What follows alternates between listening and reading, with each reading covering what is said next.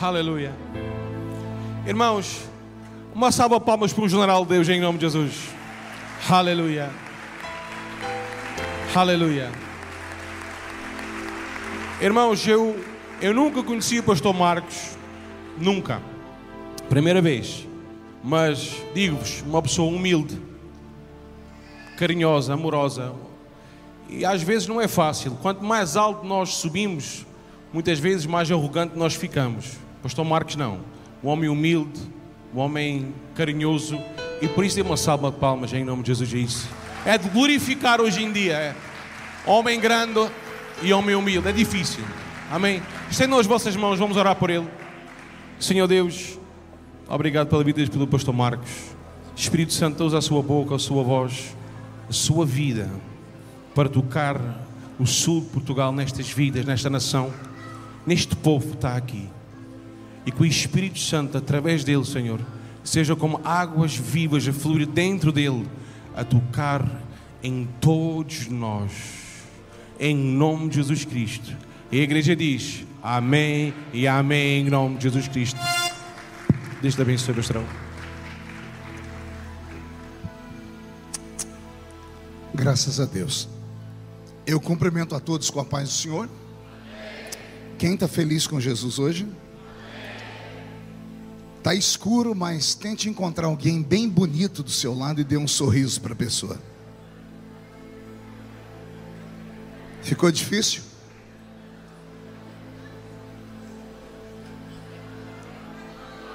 Aleluia. Agora eu enxergo vocês, né?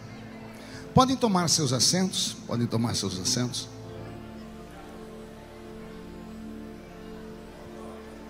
É uma alegria poder estar aqui nesse lugar nessa noite. E eu tenho certeza que Deus vai nos visitar aqui nesse lugar. Eu quero agradecer a Deus pela vida do apóstolo Ricardo Duarte. Esse garoto simpático, bonito. Quando me falaram dele, eu achei que era um velho. Eu falei, apóstolo Ricardo, português deve ser chato. E nada, uma figura muito simpática. A sua esposa, a pastora Ilara, é assim que fala? Parabéns pelos filhos e pelo bebê que está chegando aí. Deus abençoe. O apóstolo Marcelo Amorim, eu conheci ontem ali em Lisboa. Deus abençoe o senhor. A bispa Shirley, ela é bonita, né, pai? O senhor orou muito, né? Já ela não orou nada. É brincadeira, é brincadeira. É brincadeira, é brincadeira. Intimidade dá nisso, né? Pastor Eliseu, Deus abençoe o senhor. Nós vamos estar juntos segunda-feira no Café Koinonia, né? Lá em Lisboa, vai ser uma bênção. E eu quero também louvar a Deus pela vida do Antônio. Cadê o Antônio? Está ali o Antônio. O Antônio foi buscar a gente lá em Lisboa, nos trouxe para cá. Ele veio dirigindo igual o Ayrton Senna, antes da curva de Imola, né? E depois da curva não prestou para mais nada, né? Graças a Deus. Me acompanha aqui no teclado o pastor Roberto Marinho, meu tecladista. Pastor Roberto é levita, é cantor. E antes de pregar, eu gostaria que Roberto cantasse um louvor, Roberto, tá? E eu vou fazer um pedido. Eu sei que o ambiente está quente, vai ficar mais quente ainda. Só que o barulho dos ventiladores atrapalha. Eu vou pedir para desligar os ventiladores, porque na hora da pregação eu quero a sua atenção, porque Deus vai mudar a sua vida aqui nesse lugar nessa noite. Amém? Roberto está aqui.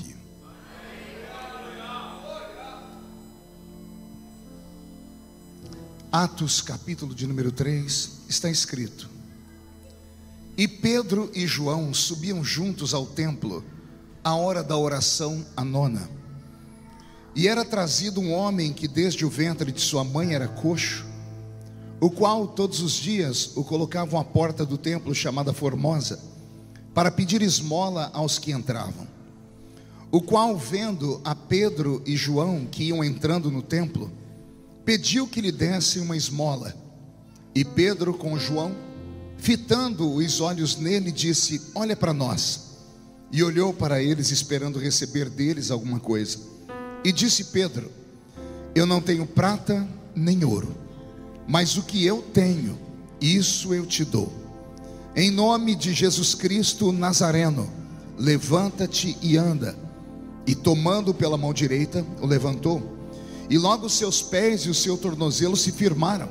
E saltando ele, pôs-se em pé e andou. E entrou com eles no templo, andando, saltando e louvando a Deus. E todo o povo viu andar e louvar a Deus, e conheciam-no, pois era ele o que se assentava a pedir esmola à porta formosa do templo. E ficaram cheios de pasmo e assombro por tudo aquilo que lhe acontecera. Amém, igreja? Feche a Bíblia, coloque no banco, na cadeira, incline a cabeça um minutinho. Cadê o sonoplasta? Volta o som do jeito que estava para mim. Estava dando um assoviozinho, mas estava melhor antes. Feche os olhos. Senhor, eu estou mais uma vez aqui em Portugal, e nesta noite eu preciso que o Senhor me direcione, para que eu possa dar direção à vida dos seus filhos que aqui vieram. Na medida em que eu estiver pregando, o Senhor tem liberdade para curar, para batizar com o Espírito Santo, para libertar as vidas e salvar as almas. O que não pode acontecer nesta noite, Senhor, é ficarmos sozinhos nesse ambiente.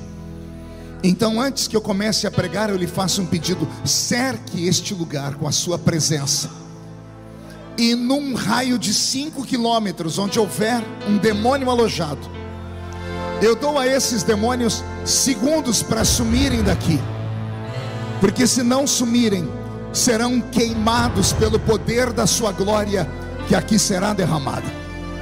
Rasgue o céu sobre nós esta noite. Manda anjos de fogo descerem aqui. Que estes anjos desçam trazendo brasas de fogo nas mãos. Comecem a esparramar estas brasas entre nós. E onde houver um crente cheio do Espírito Santo, pega ele nesta noite, Jesus, e mostra o caminho da verdadeira e poderosa adoração. Fala conosco, fica conosco. É o que eu te peço agora e sempre. E toda a igreja diz: os que podem, dê a Jesus uma linda salva de palmas, por favor.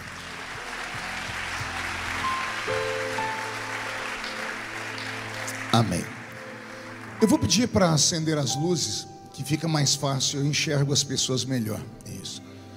Vou pedir agora que todos encontrem um lugarzinho para se assentar e evitem caminhar agora, tá bom? Eu estou ficando velho e qualquer coisa tira minha atenção. Dia desse eu estava pregando, uma irmã levantou bem na minha frente. Quando eu fiquei olhando para ela, quando eu tentei voltar onde eu estava pregando, eu não dei conta. Eu fui falar Jesus, saiu Genésio, né? Então preciso da atenção de vocês. Amém? Diga para quem está do seu lado: Deus vai falar com você. Posso ouvir um glória a Deus da igreja? O texto que eu li essa noite é um dos textos, apóstolo Ricardo, mais conhecidos da igreja cristã. O livro de Atos dos Apóstolos deveria ter outro nome. Deveria se chamar Livro de Atos do Espírito Santo na vida dos apóstolos.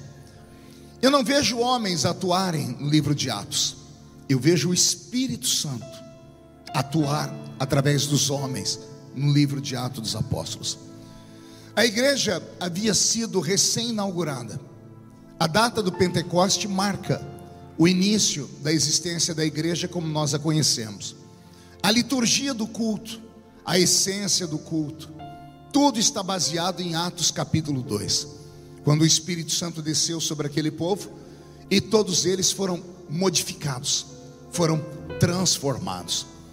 No capítulo 3, um dia depois do Pentecoste, a Bíblia diz que Pedro e João estavam entrando no templo, o templo conhecido por todos. Interessante é que a Bíblia faz questão de dizer a porta pela qual eles entravam. Era a porta chamada Formosa. Diga comigo, Formosa. Aquele templo tinha 12 portas. Mas a Bíblia diz que Pedro e João entraram pela porta chamada Formosa. O que todos devem entender é que não era a primeira vez que Pedro e João entravam naquele templo. Não era a segunda vez. Desde que eles entendiam-se por gente, logo após a Páscoa, os judeus subiam a Jerusalém, e aquele era o local de adoração. Todos eram acostumados a entrar ali uma vez por ano, pelo menos após a Páscoa, para prestar a Deus o seu culto de adoração. Pedro e João eram amigos, eram mais do que amigos, eram sócios, eram pescadores, tinham uma embarcação junto.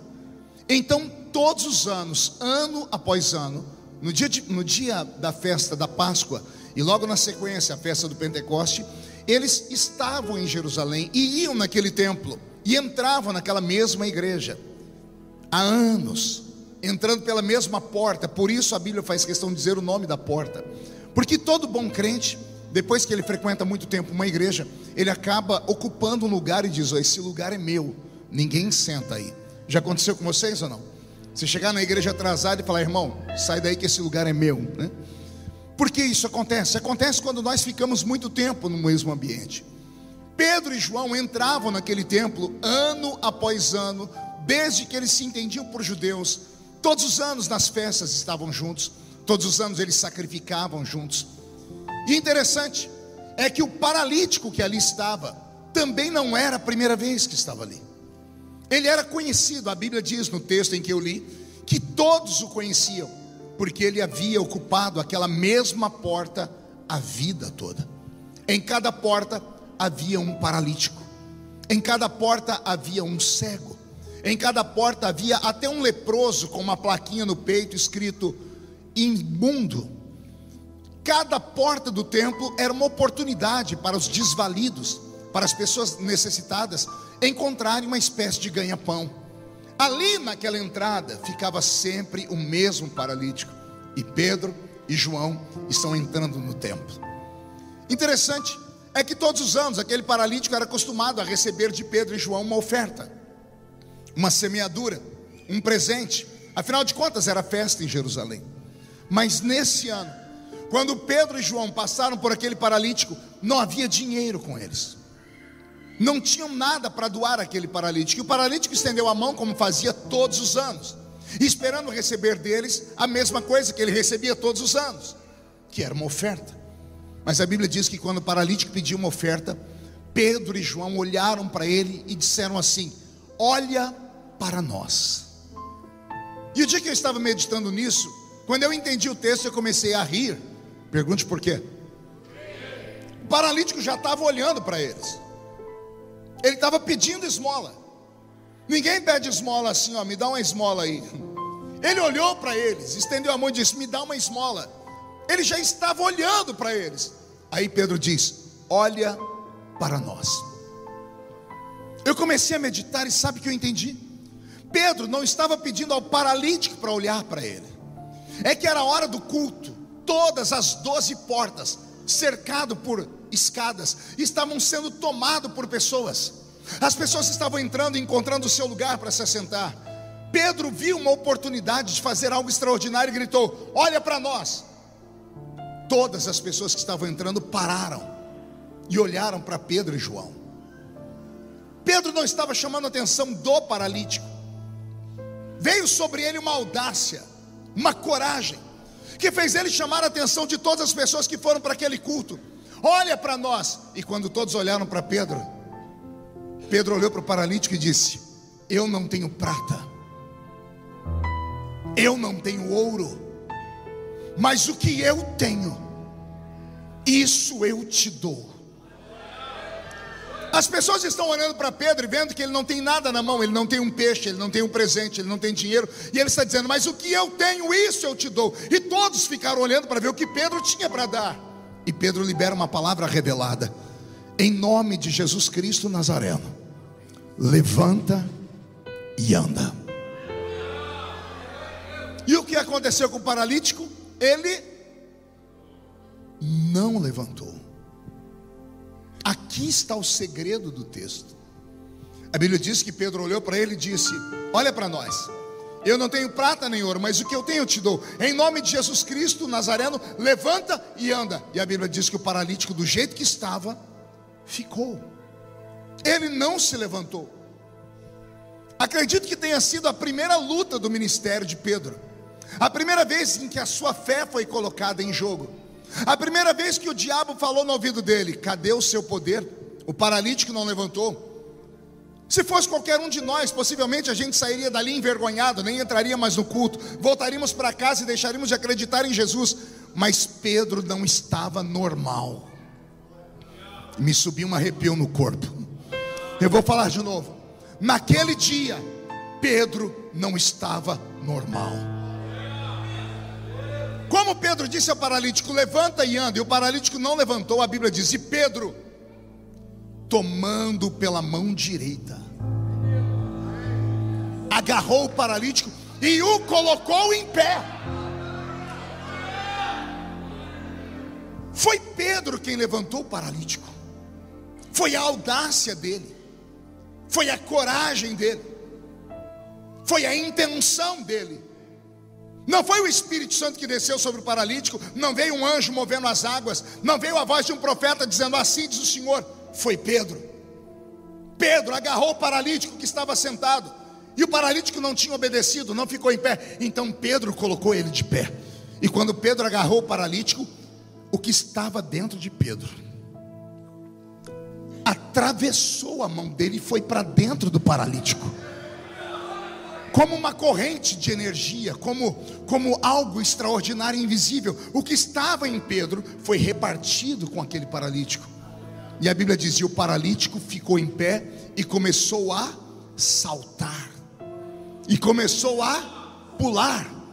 Esse foi talvez a primeira manifestação de fato de um culto pentecostal, onde as pessoas começam a pular do nada. E o paralítico entrou dentro do templo, saltando, adorando e glorificando a Deus. Amém até aqui, igreja? Diga para o seu irmão, diga: você acredita nisso? Beto, mude a música. Agora olhe para mim. Quando eu meditei nisso, eu falei com o Senhor: o que foi que aconteceu com Pedro?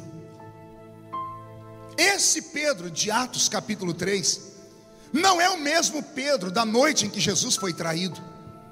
Porque o Pedro da noite em que Jesus foi traído tinha medo. Ele negou Jesus diante de uma vendedora de púrpura. Por 3 vezes antes que o galo cantasse, Pedro negou a existência de Jesus, negou que era amigo dele e negou que caminhava ao lado dele, mesmo sendo apaixonado por Jesus, mesmo correndo atrás dele. Quando alguém perguntava: você é igual a ele? Ele disse: eu nunca o vi. Mas você se veste como ele? Eu não sei quem ele é. Por 3 vezes Pedro negou a existência de Jesus. Esse Pedro que teve medo de falar que Jesus era amigo dele, de que ele caminhava com ele, diante de 1, 2, 3 pessoas, agora no meio de uma multidão, num dia de festa, ele olha para todo mundo, não há mais medo nele, não há mais nada que o bloqueie de acreditar nas coisas invisíveis e sobrenaturais. Aconteceu alguma coisa com Pedro que mudou a vida dele. E Jesus falou comigo hoje: é o que eu tenho reservado para Portugal nesta noite. Eu não sei vocês, mas eu sou pentecostal, e eu estou cansado de entrar em cultos onde a gente só ouve falar, onde a gente só ouve histórias da boca dos outros. E eu acho que está na hora de cada um de nós termos uma experiência pessoal. Eu acho que está na hora de nós começarmos a clamar e a reclamar e dizer: Deus, se é verdade o que está aqui, por que as coisas não acontecem na minha vida? Será que é possível, em pleno século 21, na era da internet, o mesmo Espírito que usou Pedro usar alguém aqui dentro? Vou perguntar de novo: será que é possível os milagres e os sinais que aconteceram no Novo Testamento voltarem a acontecer em pleno século 21? Quem se candidata ao cargo de ser usado aqui? Então agora não dá um grito não, dá um berro de glória a Deus, por favor.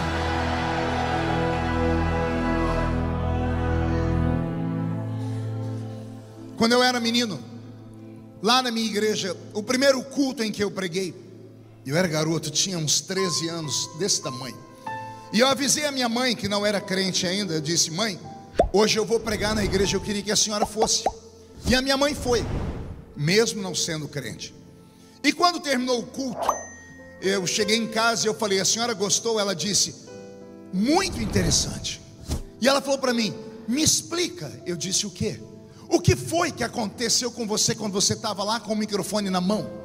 E eu falei: por quê, mãe? Ela disse: eu não entendia nada do que você falava, mas eu sentia tudo que você falava.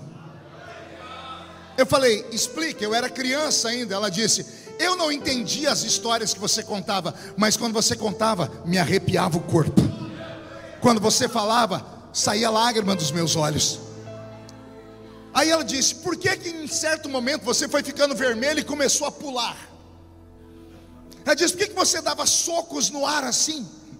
E eu, novo convertido, não tinha explicação direita. Eu falava assim para ela: mãe, é que tem uma hora que eu estou lá falando, tem um negócio que me pega, tem um negócio que me agarra. Aí a minha mãe pensou e disse assim: já sei o que é. E eu falei: o que, mãe? E ela disse: isso aí chama-se encosto. E eu disse: não, encosto é em terreiro de feitiçaria, é quando um espírito estranho entra no corpo da pessoa. Eu falei: não é encosto não, mãe. Ela disse: então o que é? Eu disse: eu ainda não sei, mas eu vou descobrir e eu volto para contar para a senhora. No domingo seguinte eu fui para a escola bíblica dominical e chamei o professor e perguntei para ele o que era. Aí ele, muito solícito e amigo, começou a me explicar que existem 2 momentos na vida do crente pentecostal: antes dele conhecer o Espírito Santo e depois que ele conhece o Espírito Santo. Quando ele conhece o Espírito Santo, a vida dele é transformada. Você deve se lembrar do que disse o profeta Samuel a Saul, no dia em que Saul foi ungido rei de Israel. A Bíblia diz que Samuel derramou azeite sobre a cabeça de Saul e profetizou para ele, dizendo: e há de ser que quando você sair daqui, você vai atravessar o vale de Zelza, o cemitério de Raquel. Lá no cemitério 2 homens virão ao teu encontro, Saul, falando sobre os problemas da sua casa, e você vai dizer para eles: não tem problema, porque Deus já resolveu.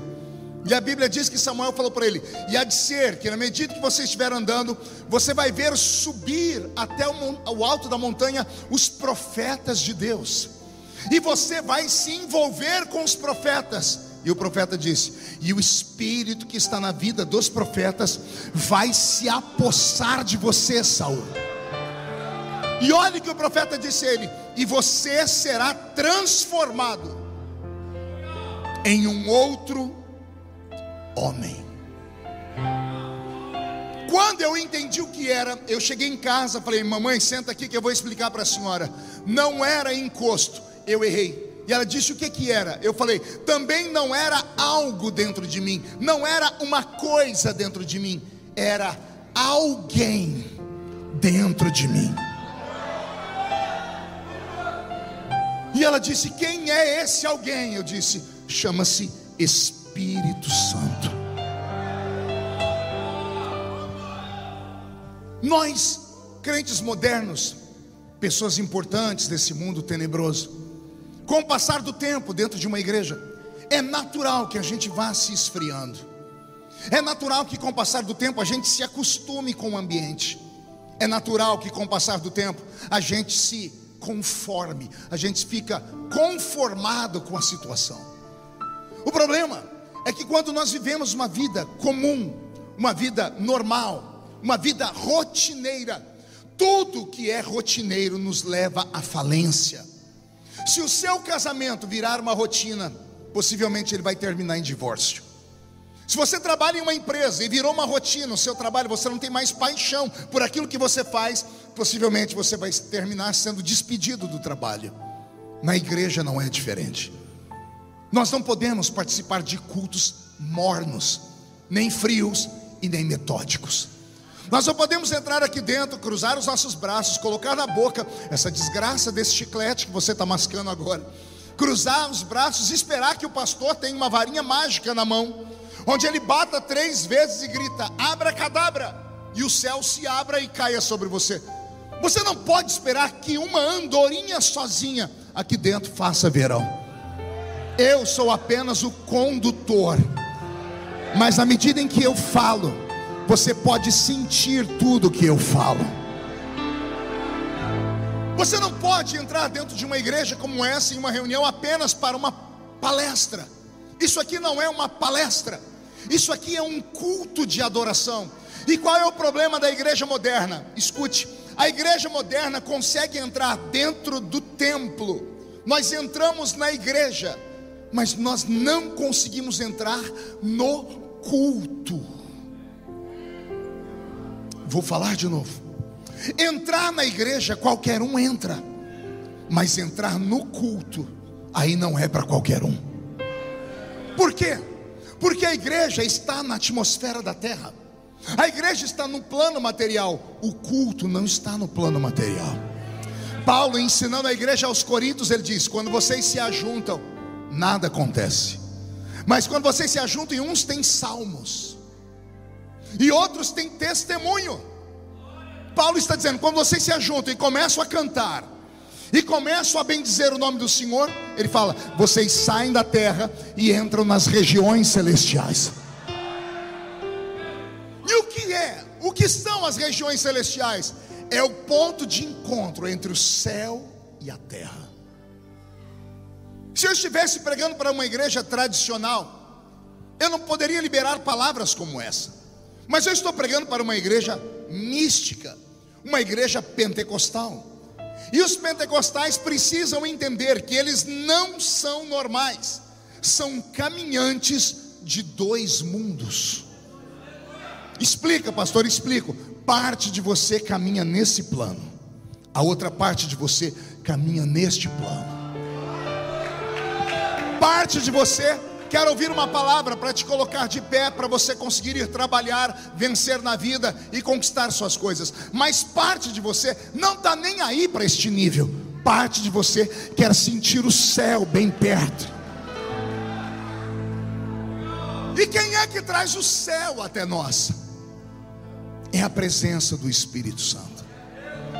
Não adianta estarmos aqui dentro nessa noite, ouvimos um pregador que venha de longe ou de perto, por mais que ele tenha inteligência e eloquência, por mais que ele traga uma palavra que você nunca tenha ouvido na vida, e você saia daqui dizendo: meu Deus, que palavra fantástica.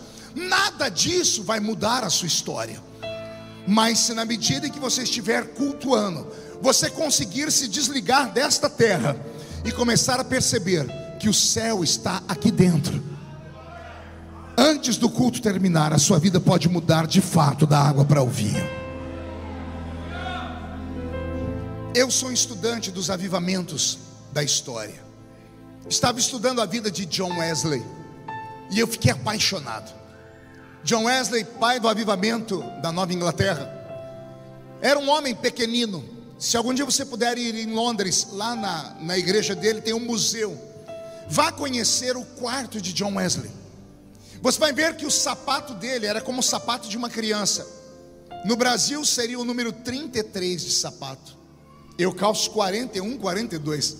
Wesley calçava 33. Era um homem desse tamanho. Sobre ele escreveu a rainha da Inglaterra: eu tenho mais medo dos joelhos de Wesley no chão do que o exército francês inteiro de pé. Aí quando você estuda a história de John Wesley, você vai ver que ele tinha paixão por missões, e ele tentou ser um pastor batista, um missionário batista. E sabe o que fizeram com ele? Indeferiram um pedido. Ele não passou no crivo de uma espécie de psicólogo cristão, que quando ouviu Wesley falar, disse: você é desequilibrado, você não serve para ser missionário, porque o missionário tem que ter equilíbrio. A história diz que John Wesley entrou dentro da casa dele, uma casa de madeira, e ele ficou dando murro na parede, socos na parede. Quem escreveu isso foi o irmão dele, Charles Wesley, que diz que chegou em casa e escutou os barulhos, e ele colocou o ouvido na porta e escutou o irmão dele gritar assim: ou o Senhor me usa, ou o Senhor me mata, porque não faz sentido viver nesse mundo para uma vida comum. Charles Wesley diz que foi escutando, até que de repente ele escutou um barulho muito grande dentro do quarto. Ele empurrou a porta, estava John Wesley caído no chão. Ele levantou o irmão e disse o que aconteceu. E ele disse: da parede saiu um vento que bateu no meu peito como uma mão e me empurrou para o chão. Eu não consegui ficar mais em pé. Charles Wesley diz que John Wesley se levantou. Marcaram um culto numa esquina, porque as igrejas não deixavam ele pregar. E depois de 2 cultos, mais de 15, 20 mil pessoas iam para o meio da rua ouvir aquele homem de 1,5 metro pregar. O que é que tinha John Wesley? Não era sabedoria humana, não era palavras acompanhadas ou aprendidas em mesas de seminário. Havia algo extraordinário acontecendo na vida dele. Ele recebeu a presença de alguém. Há quase 100 anos atrás, na ilha de Martha's Vineyard, nos Estados Unidos da América, lá no estado de Massachusetts, os professores levaram um grupo de crianças para dentro da ilha. E lá na ilha foram mostrar o santuário de John Wesley. E mostraram a casa onde John Wesley morava. Wesley levou 10 mil americanos para aquela ilha e passaram 6 meses em oração para um avivamento mundial. E Deus deu o avivamento mundial. A professora levou as crianças porque ainda havia ensinamento religioso nas escolas. E a professora fez questão de chegar na casa de Wesley e mostrar para as crianças. Ali ele almoçava, ali ele jantava e ali ele orava. E as crianças perguntaram: como a senhora sabe que ele orava do lado de lá da cama? E a professora disse: vão até lá olhar. E quando chegaram do outro lado, tinha 2 buracos no chão, na madeira, feitos pelo joelho de Wesley. Ele conseguiu afundar a madeira. E a professora dizia: Wesley orava de 10 a 12 horas ajoelhado por dia, pedindo a Deus um avivamento para o mundo. Por isso ele fez esses buracos no chão. E a professora, depois de contar isso para as crianças, e as crianças imaginarem um homem orar 12 horas, a professora disse: Wesley se foi, e Jesus está procurando um novo Wesley.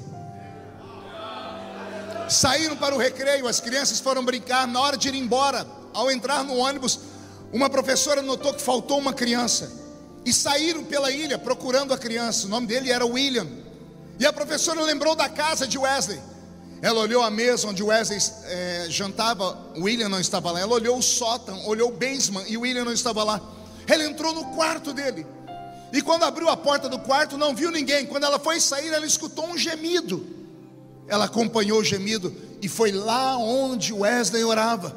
E quando ela chegou, atrás da cama tinha um menino que tinha entre 7 e 8 anos de idade. Ele colocou os joelhinhos dele naquelas marcas do chão, e por isso ficou abaixo da cama, e ninguém o enxergava. E a professora escutou ele orando, chorando, dizendo: Papai do céu, eu quero ser o novo Wesley. O mundo enterrou esse homem tem poucos anos. O mundo inteiro conheceu. Seu nome, Billy Graham. Billy era o apelido de William. Billy Graham nunca fez um milagre. Nenhum cego viu nas cruzadas dele. Nenhum paralítico andou nas cruzadas dele. Mas eu fui vê-lo pregar uma vez. Confesso a vocês, me deu sono ver aquele homem pregar. Mas quando ele fazia o apelo, eu vi estádios inteiros dobrarem o joelho aos prantos. Não era a pregação dele, não era a inteligência dele. Tinha alguma coisa diferente dentro daquele homem.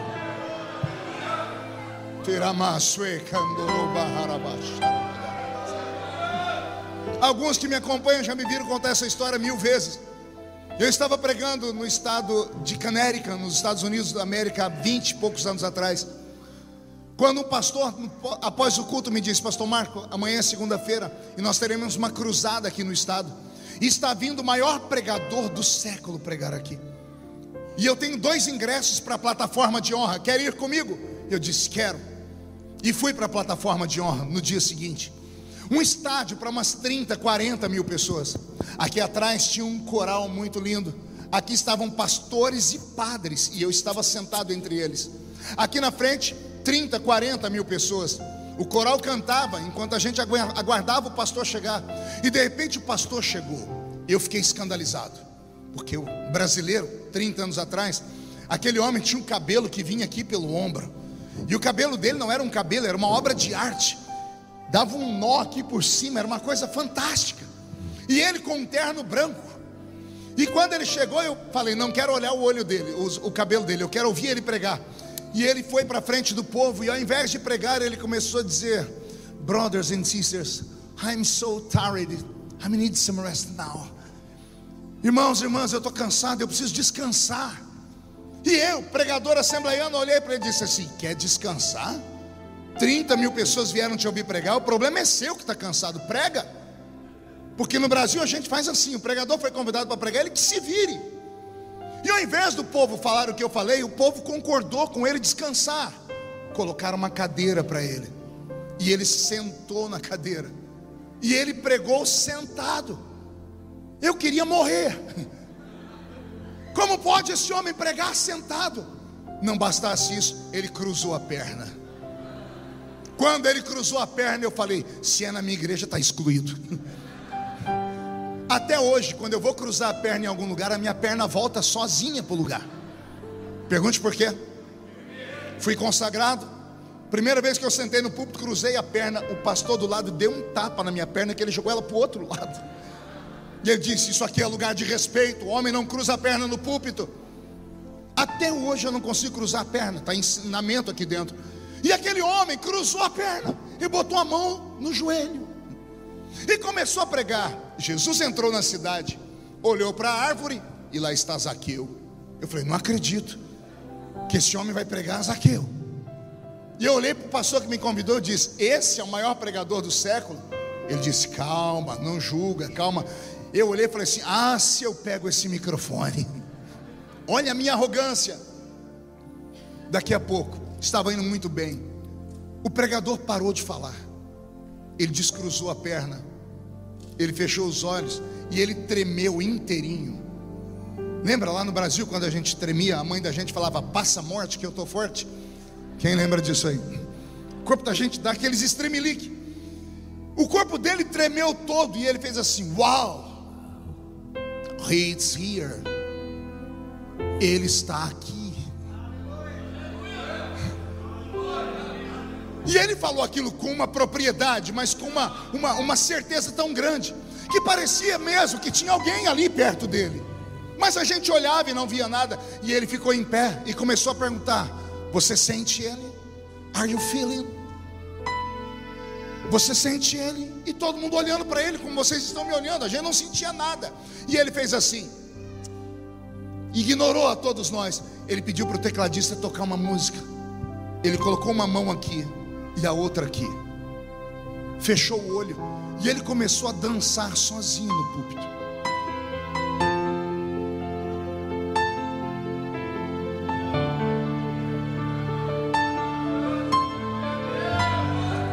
Ele foi dançando e de repente o ginásio foi tomado por uma unção de lágrimas. As pessoas começaram a chorar do nada. As pessoas começaram a ficar de pé. Daqui a pouco estava 30 mil pessoas em pé, os pastores e os padres em pé, e eu também fiquei em pé, sem entender nada. Eu disse: Deus, o que está acontecendo aqui? Esse homem parou nessa posição, estendeu uma mão para o coral e a outra mão para o estádio. Ele fechou os olhos e disse: Holy Spirit, touch the people now. Espírito Santo, toque o povo agora. Queridos, entenda a minha mente de brasileiro que nunca tinha visto isso.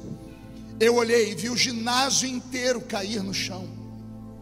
Quando eu vi o povo caindo no chão, eu comecei a dizer para mim: é o Apocalipse.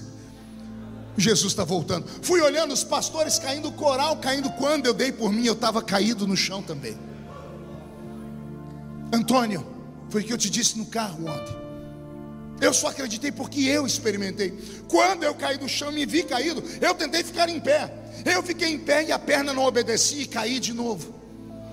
Quando eu caí por 3 vezes, eu peguei as minhas mãos e coloquei na minha cabeça e comecei a falar: sai de mim, sai. Porque lá no meu país me falaram que só caía no chão quem estava endemoniado. Os meus pais me ensinaram isso, porque nunca haviam tido uma experiência mais profunda. E quando eu expulsava, não saía, meu coração acelerava mais ainda.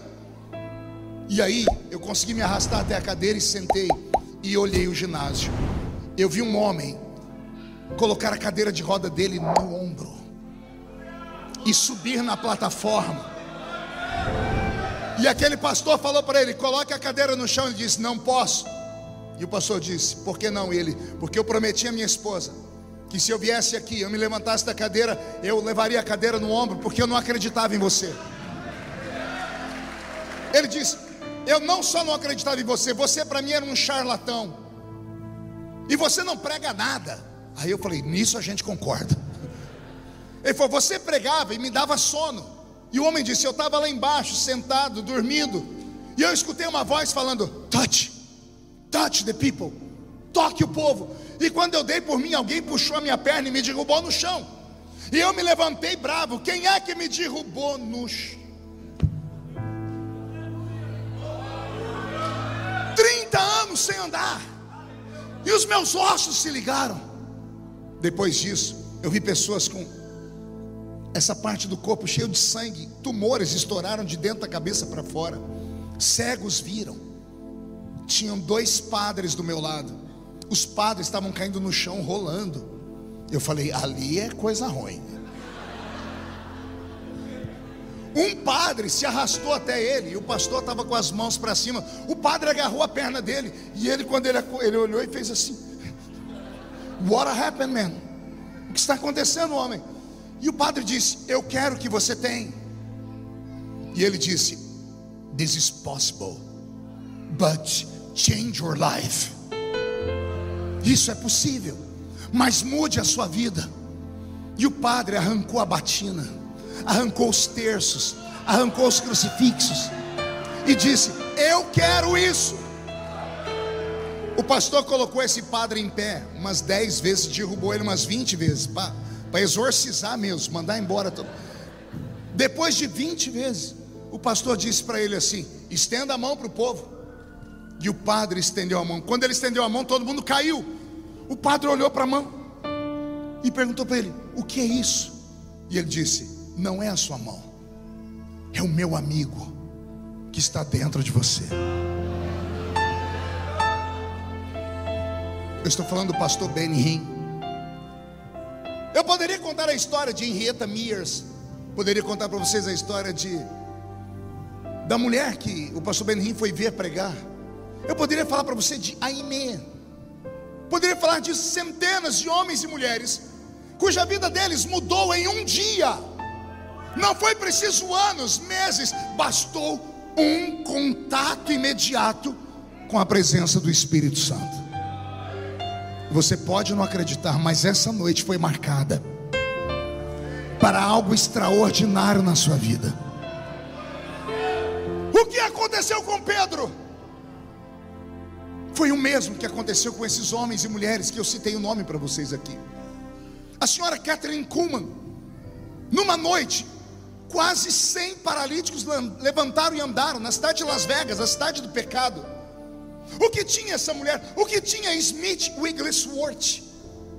O homem que levantou 40 mortos, arrancou de dentro do caixão 40 defuntos.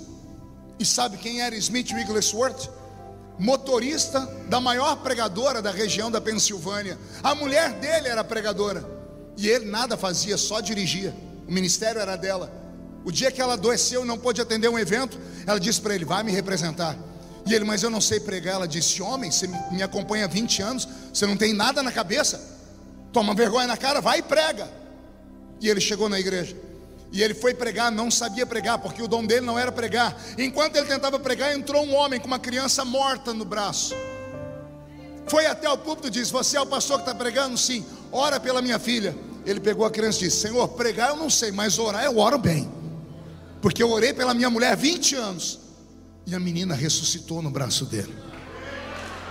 O ministério dele foi marcado com 40 ressurreições. Eu poderia falar do apóstolo dos pés sangrentos. Eu poderia falar aqui sobre João Hyde. um diácono que nos Estados Unidos da América, depois de um culto ao ar livre, o maior pregador americano pregando, fez o apelo e ninguém aceitou Jesus. O pastor ficou com tanta vergonha que chamou um diácono: vem fazer a oração de encerramento. João Hyde começou a orar às 2 da tarde. Quando ele parou de orar, era 7 horas da noite. E quando ele abriu os olhos, tinha mais de 1000 pessoas ajoelhadas no chão da praça. As pessoas não se converteram pela pregação do pregador, mas se converteram ouvindo a oração dele. Mas não era a oração dele, não era nada produzido por ele, era uma presença. Essa presença está aqui.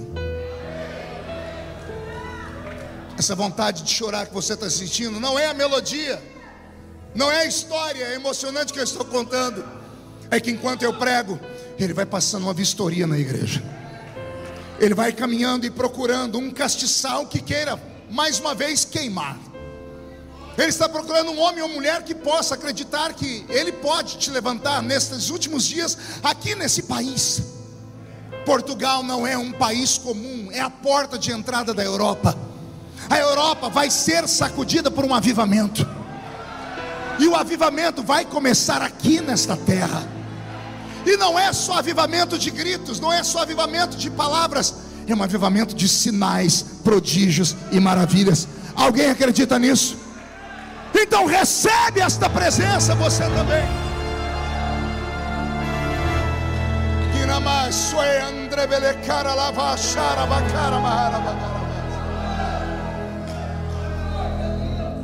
Eu contava para o apóstolo Ricardo, contei para o apóstolo que eu preguei nesse ano, há 2 semanas atrás, ou final de semana passado, lá no Brasil, no maior evento missionário do mundo, que é os Gideões Missionários da Última Hora. 26 anos pregando naquele púlpito. Todos os anos o povo brasileiro espera uma mensagem que vai alimentá-los durante o ano. Aquele púlpito é alimento para as nações. Eu cheguei em Camboriú na quinta-feira, de madrugada para sexta, era 1h da manhã já na sexta-feira. Eu entrei no quarto do hotel e só ia pregar no sábado à noite.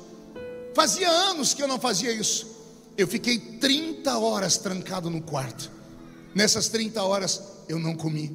Nessas 30 horas eu orei, eu chorei, eu li a Bíblia. Fazia tempo que eu não tinha um tempo com o meu Salvador. A minha vida é muito puxada no Brasil. Eu parlamento terça, quarta e quinta pela manhã. Quinta, noite, sexta e sábado eu viajo o Brasil todo pregando. Domingo eu prego na igreja onde eu pastoreio. Às segundas-feiras eu descanso. É esse ritmo há 14 anos. Então eu quase não tenho tempo para nada. Mas como era Camboriú, eu precisava me dedicar para uma mensagem nova. E sabe o que o Senhor fez comigo? Não me deu mensagem nenhuma. E quando eu estava me desesperando, Ele falou comigo: você não precisa de mensagem, porque não é a mensagem. Eu disse: o que é? Ele disse: é a minha presença. E sabe o que Ele falou comigo? Fica comigo. Fica comigo essas horas. Teve um momento que eu, com 50 anos de idade, 51, apaguei as luzes do quarto e sentei no canto da parede, porque eu senti uma presença tão viva. Fazia anos que eu não chorava daquele jeito. Fui para Camboriú, abri a boca para pregar, li um texto simples e falei do Espírito Santo. Jesus batizou com o Espírito Santo. Naquela noite, mais de 500 mil de pessoas assistiram aquela pregação ao vivo. O ginásio virou do avesso, as pessoas foram curadas, foram libertas. Mais de 1.300 pessoas aceitaram Jesus pela internet em 10 minutos. O Roberto, que trabalha comigo há 15 anos, falou: pai, que mensagem foi essa que o senhor pregou? Eu disse: você está louco? É a mensagem que eu prego todo dia. Ele disse: não, tinha algo diferente. Aí o Senhor falou comigo: não é você, sou eu.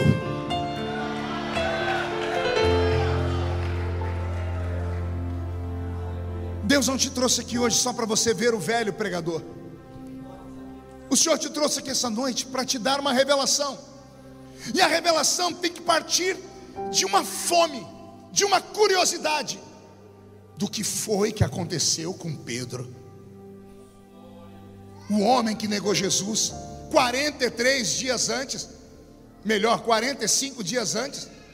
45 dias antes aqui de Atos capítulo 3, Pedro negou Jesus, entrou para a história como um homem fraco, o discípulo que andava ao lado de Jesus, cheio de demônios. Não foi isso que Jesus falou sobre ele? Para trás de mim, Satanás. Jesus falou que Pedro estava do lado dele, o diabo estava dentro do coração dele. O homem que Jesus disse: o diabo tem pedido a sua alma para se ir andar com você. O homem que arrancou uma espada e arrancou a orelha de um soldado. Um crente, mais ou menos, meia boca, como se diz no Brasil. 45 dias antes, Pedro não prestava para nada. 45 dias depois, Pedro pega um paralítico pela mão. O toque de Pedro transferiu para aquele paralítico uma unção que estava dentro dele. O paralítico se levantou. Igreja, o que tinha Pedro naquele dia? O que aconteceu com ele? Não foi apenas a fé viva de que Jesus estava ressuscitado. Pedro foi revestido de autoridade. Em Atos dos Apóstolos capítulo 2, veio sobre ele a presença do Espírito Santo. O Espírito Santo entrou dentro de Pedro e fez morada. O Pedro, no dia de Pentecoste, ao invés de ouvir as pessoas falarem que estava todo mundo bêbado e ele ficar quieto, ele pulou no meio da multidão e disse: aqui não tem ninguém bêbado. O que está acontecendo aqui é o que foi dito pelo profeta Joel, que nos últimos dias, diz o Senhor, derramaria do seu Espírito sobre toda a carne. Leia na sua casa depois o capítulo 4 e 5 de Atos, e você vai ver as pessoas falarem assim: esse Pedro não é um analfabeto? Porventura não são iletrados esses homens? Como, pois, os ouvimos falar com tanta audácia? Se Pedro era analfabeto, como é que ele decorou metade do Velho Testamento na cabeça? Não era Pedro, era alguém dentro dele. Eu estou com o meu corpo todo arrepiado. Avivamentos geralmente não acontecem em grandes centros. Deus poderia ter preparado esta mensagem para Lisboa, mas o Senhor preparou essa mensagem para o Algarve. Deus poderia ter falado com você lá na sua terra, no Brasil, na capital de Minas Gerais, na capital de São Paulo, na capital de Rondônia, mas o Senhor te trouxe aqui. Deus poderia ter usado o maior ministério da Europa, mas Ele usou um menino, o Ricardo, para me trazer aqui. Para fazer o quê, pastor? Deus queria falar com você cara a cara. Se você acreditar no que eu estou falando, e a partir deste momento parar de ficar me olhando, parar de ficar me medindo, se você se interiorizar e começar a orar, se você começar a chamar a presença dEle, se você começar a dizer para Ele: se é verdade, eu quero. Se isso existe, vem sobre mim. Eu não me responsabilizo pelo que Deus vai fazer com você quando esse culto terminar. Alguém acredita que a presença dEle está aqui? Vou lhe contar algo que há muito tempo eu não conto a ninguém. Beto, mude a música. Eu moro na mesma cidade que nasci até hoje. Eu sou o único pregador da história que, para ficar conhecido no mundo inteiro, não teve que mudar da sua cidade. Eu ainda moro na mesma cidade onde eu nasci. Eu tinha 19 anos de idade, era recém-casado, e a igreja onde eu congregava passou por uma violência, uma tragédia moral, que acabou com a igreja. Nós tínhamos 400 membros. Em 60 dias ficamos com 20 pessoas. O que aconteceu, pastor? Eu tenho até vergonha de falar. Escândalos. Assim, nós tínhamos uma menina na igreja, a Silvana. A Silvana tinha 10 anos de idade. A Silvana resolveu falar para a mãe, e a mãe chamou a polícia. E a polícia chamou a imprensa. E a imprensa divulgou que a Silvana era violentada pelo pai desde os 8 anos de idade. E o pai era um homem santo na igreja. Na semana seguinte, a cidade tinha um tarado, alguém que ficava escondido, e quando as mulheres iam para o trabalho, ele se exibia pelado. A polícia fez uma emboscada, pegaram o tarado, o músico da nossa igreja, o moço que tocava guitarra e que oprimia todos os conjuntos da igreja, porque ele achava que era o melhor de todos, foi preso. Em 60 dias, a igreja ficou com vergonha de ser igreja. Terminou com o pastor mexendo no cofre da igreja. Eu era diácono. Num domingo, chegou o pastor novo. Ele tinha vindo do norte do país, era um homem muito simples, e ele estava cansado de viagem. E ele reuniu conosco, nós estávamos ali em 10 obreiros. E ele olhou para todos nós e disse assim: quem de vocês aí é o pregador? E todos apontaram o dedo para mim. E ele falou: você pode pregar hoje à noite? E eu disse: não. E ele falou: e por que você não vai pregar? Eu disse: pregar para uma igreja morta e machucada? Pregar para uma igreja que morreu? Pregar para uma igreja que está violada? Eu tenho vergonha de ser membro da igreja. Esse pastor ficou em pé, ele apontou o dedo no meu nariz, e ele me disse uma coisa que eu nunca tinha ouvido na vida. Ele falou assim para mim: você é um homem de Deus, ou você é um saquinho de pipoca? Eu nunca tinha ouvido essa expressão, mas eu achei uma afronta. Eu disse: eu sou um homem de Deus. Ele falou para mim: então prega hoje à noite. Eu disse: então hoje à noite eu vou pregar. E ele disse: então eu vou te esperar. Era 5 horas da tarde quando a reunião terminou. Eu fui para minha casa. Quando eu entrei dentro da minha casa, eu morava numa casa muito pequena, tínhamos 3 cômodos. Eu falei para minha esposa: fique no quarto, porque eu vou ficar orando aqui na sala, porque hoje eu preciso de algo que Deus nunca me deu antes. Naquela época não tínhamos televisão, não tínhamos aparelho de som. Eu tinha um toca-fitas cassete. Eu coloquei uma fita cassete com louvor de um cantor antigo brasileiro chamado Vitorino Silva. Pastor Vitorino começou a cantar: o cego caminhava pela estrada sem nenhuma direção. E eu dobrei o meu joelho, encostei no sofá e disse: Deus, eu nunca subi sozinho no púlpito daquela igreja, mas hoje eu preciso ter certeza que eu não vou subir sozinho. A minha oração não durou 5 minutos. Do encosto do sofá veio um vento, um sopro, mas não era um sopro fraco, era como uma tempestade. Bateu na minha testa como uma mão e me empurrou para trás. Eu caí no centro da sala. Eu não conseguia mais abrir os olhos, porque a sala foi tomada por uma luz muito forte, ao ponto das minhas pálpebras ficarem vermelhas. Eu comecei a sentir o medo da morte, e eu fui me encolhendo, eu me enfiei debaixo da mesinha de centro da sala e disse: Deus, não me mata. E o Senhor falou comigo: não é a morte. Hoje eu te dou um ministério de fogo para as nações. Onde você não for, a sua história irá, e eu levantarei um exército através da sua vida. Eu fui voltando em mim, voltei, abri os olhos, sentei no sofá, tentei ficar em pé, estava muito fraco. Fui escorando pela parede, abri a porta do quarto, e aí a minha mulher que conta, porque daí em diante eu não vi mais nada. Ela disse que quando ela abriu a porta do quarto, eu estava brilhando. Ela disse que o meu rosto brilhava. Ela disse que eu entrei falando em línguas, me troquei falando em línguas, coloquei ela dentro do carro e fui para a igreja orando em línguas. Ela disse que eu cheguei na porta da igreja, ela entrou e eu fiquei na porta com a mão estendida assim. Ela disse que me via conversar com alguém. As pessoas entravam, me cumprimentavam, eu não vi ninguém. Ela disse que eu ficava falando com alguém que estava do meu lado. Eu não me lembro nada disso. Eu só me lembro quando o pastor chamou meu nome e disse: vamos ouvir o diácono Feliciano pregar. Aí eu fui para o púlpito. Eu não me lembro de mais nada do que aconteceu antes disso. Eu subi ao púlpito, a igreja estava diferente. Eu abri a Bíblia em João 3:8 e li o texto: o vento sopra onde quer, ouves a sua voz, mas não sabes de onde vem e nem para onde vai. Assim é todo aquele que é nascido do Espírito. Me escute. Naquela noite a igreja encheu de gente. A notícia da chegada do pastor atraiu as pessoas, e mesmo assim o pastor pediu para que eu pregasse.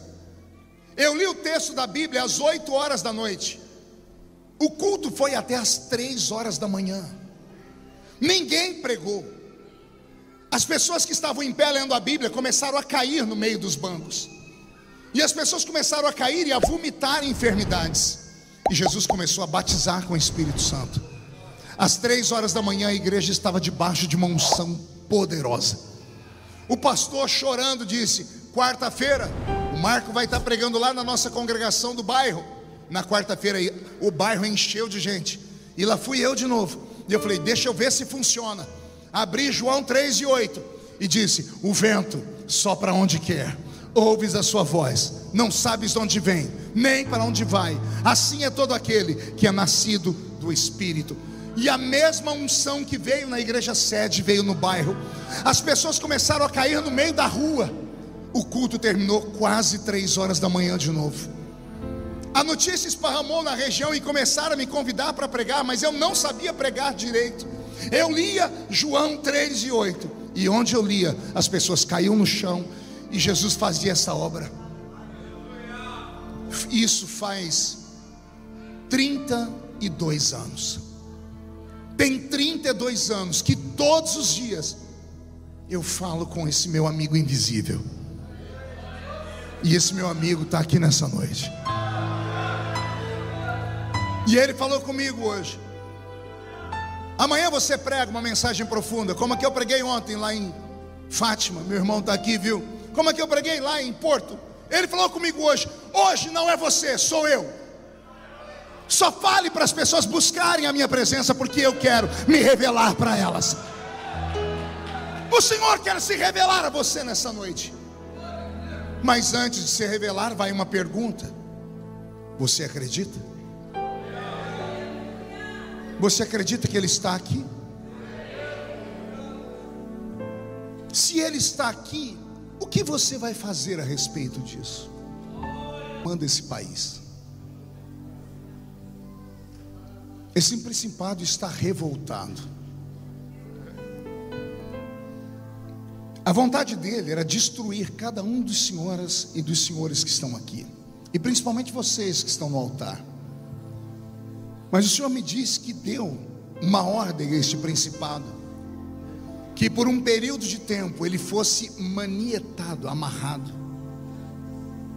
e calasse os lábios dele, para que houvesse um avivamento acontecendo no país, para que esse avivamento saia de Portugal e atinja toda a Europa. Esse principado, ele é forte. O Senhor me diz que desde os tempos bíblicos de Paulo, passando pela Grécia, ele encontrou a rainha dos céus. É o mesmo principado. Em cada país ele recebe um nome. Aqui nesse país vocês sabem qual é o nome dele. E o Senhor me disse: eu manietei e amordacei por um tempo, para que houvesse crescimento nesta terra. Portugal é o país que mais cresce com o evangelho na Europa. Quase 5% da população de Portugal hoje é evangélica. A Polônia, menos de 0,32%, para vocês terem uma ideia. Quando eu disse que avivamentos não começam em capitais, e eu compreendo porque Jesus me trouxe para um lugar tão pequeno, para uma igreja, uma cidade tão pequena, e ajuntou aqui essa multidão de pessoas. O Senhor fala ao meu coração que você que veio de outro país não foi trazido a esse país apenas para fazer o seu pé de meia. Você não veio aqui fugido ou para sair da vergonha. Foi o Senhor que te trouxe para cá. O Senhor te trouxe para cá por um tempo, para te treinar. Não apenas te treinar, mas para te abastecer e te dar armamento pesado. Você pode não acreditar, mas cada um de vocês é como uma bomba atômica na mão do Eterno. A partir de hoje, por onde vocês passarem, as suas sombras vão curar os enfermos. Onde a tua mão tocar, o Senhor vai curar. Onde a planta do seu pé pisar, o Senhor vai te dar por herança. Alguém acredita nisso? Então recebe essas palavras de olhos fechados. O Senhor está te escondendo por um tempo e está trabalhando dentro de você. Por isso essa vontade de ir embora, essa vontade de sumir daqui, porque você acha que está sendo envergonhado, acha que está perdendo tudo, e o Senhor diz: não é nada disso. O inferno sabe o que você veio fazer aqui. Você ainda não tem noção do que Deus fará na sua vida, mas o inferno imagina o que Deus fará na sua vida. A partir desta noite, a unção de Deus virá sobre você como uma capa. Não se assuste quando você cumprimentar pessoas depois de hoje, as pessoas tomarem um choque quando tocarem na sua mão. Se alguém falar para você que é eletricidade, você vai dizer: não é, é a presença do Espírito Santo. Feche os olhos.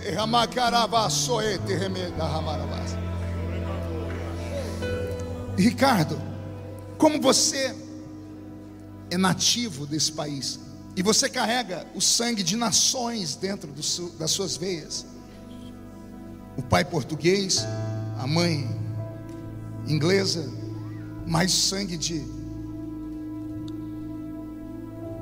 colonos de outras tribos como os ciganos. Não é à toa essa vontade, esse desejo que você tem de fazer o que você vem fazendo, de trazer homens de outros lugares para cá. Isso não nasceu aqui apenas. O Senhor te escolheu para isso e te blindou para isso. O Senhor diz que vai te dar recursos que você jamais imaginou que sonharia ter nas mãos, porque através da sua vida uma porta de avivamento se abre para toda a Europa. O Senhor já tem te usado, mas o que Ele vai te dar depois dessa noite é tão extraordinário, que você vai se pegar perguntando: mas sou eu mesmo? O Senhor vai dizer: sim.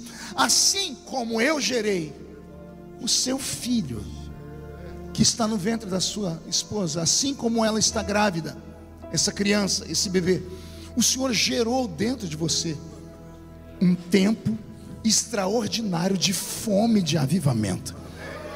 Ele já fez conexões, mas Ele fará outras. Pastores grandes desse país vão procurar você para tentar entender o que é isso. E toda vez que fizerem isso, você vai dizer: não é nada de mim, foi o Senhor que escolheu. Só fica no centro da vontade dEle, na posição dEle. A igreja estenda as mãos para cá. Diga comigo: Ricardo, você e sua esposa, seus filhos e o bebê que está chegando, nós escondemos vocês.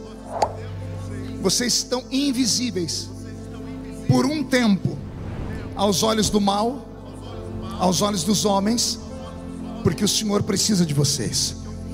Posso ouvir um grito de glória a Deus da igreja? Senhor, esses obreiros que vieram ao púlpito, o Senhor pediu para que eu chamasse, não estão aqui apenas para mostrar à igreja que eles têm uma chamada. Este altar, ó Pai, está sendo transformado agora como em um campo de batalha. Há uma arena aqui. Senhor, aqui na minha frente estão gladiadores, homens e mulheres. Alguns essa semana falaram: eu vou parar com tudo, eu vou entregar tudo. Você não disse isso, meu filho, que queria parar com tudo? Você não pode parar com tudo, porque não é você, sou eu, é a minha presença na sua vida.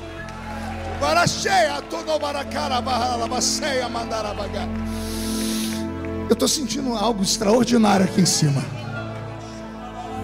Senhor, eu sou um pregador, eu não sou um ministrante de unção, eu não sou como esses pregadores que eu citei aqui, eu sou apenas um brasileiro. Mas se o Senhor está me dando esta graça, cerca este púlpito agora com uma muralha de fogo, e se há verdade nos meus lábios, incendeia esses ministérios agora, incendeia cada um deles, incendeia, incendeia, incendeia.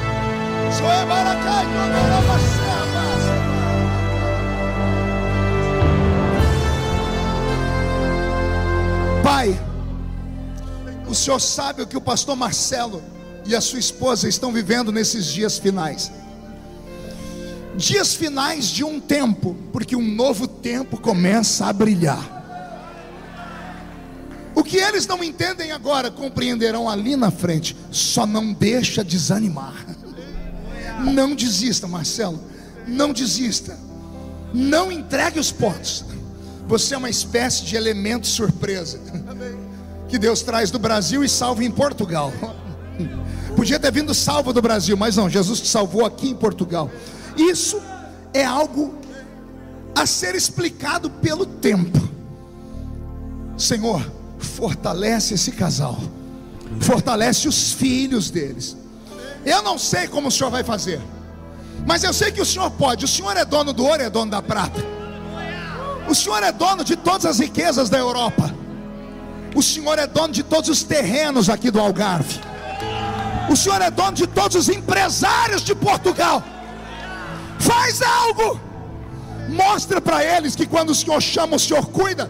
E quando o Senhor cuida, o Senhor se responsabiliza. Onde houver um cantor, um levita, um ministro da palavra nesta tribuna, da mesma unção de sabedoria que Jesus me deu, saia e caia sobre a sua vida agora. Da mesma unção que há sobre a vida do pastor Roberto, tocando ou cantando, saia e pegue você agora. Quando este culto terminar e você voltar para a sua igreja, para a sua vida, para a sua noite, você será possuído por um espírito de profecia.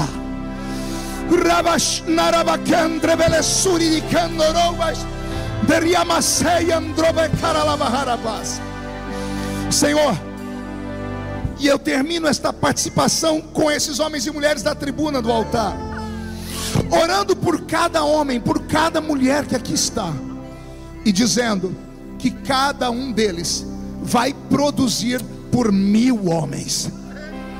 Cada um deles irá produzir por 1000 homens. Senhor, sobre a igreja, eu quero um sinal. Libera sobre os filhos, a segunda geração que está nesse país, uma habilidade com idiomas. Senhor, eu repito, libera sobre a segunda geração dos imigrantes que estão aqui nessa terra uma unção de facilidade de aprender idiomas. Onde houver um moço e uma moça que aqui estão, uma criança, uma adolescente, abre a mente deles para eles aprenderem o inglês, o francês, o africano, o polonês, o flamengo, o espanhol. Dá a eles habilidade, porque essas crianças, esses adolescentes levarão esse fogo pelas nações da Europa. Incendeia os nossos filhos, incendeia.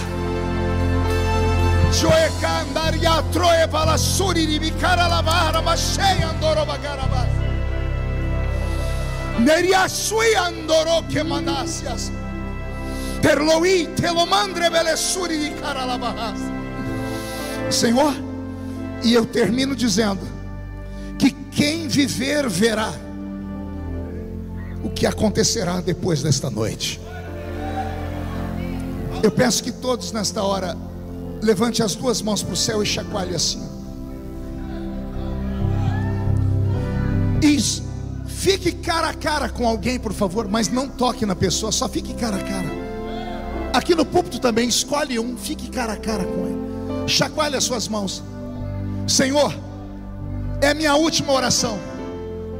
Libera sobre essas mãos uma unção de batismo com o Espírito Santo, de cura divina, de transferência de unção. Onde eles colocarem as mãos, coloque a sua junto, Jesus, e faz o milagre. Agora sim, abrace alguém que está do seu lado, profetize, canta, Roberto.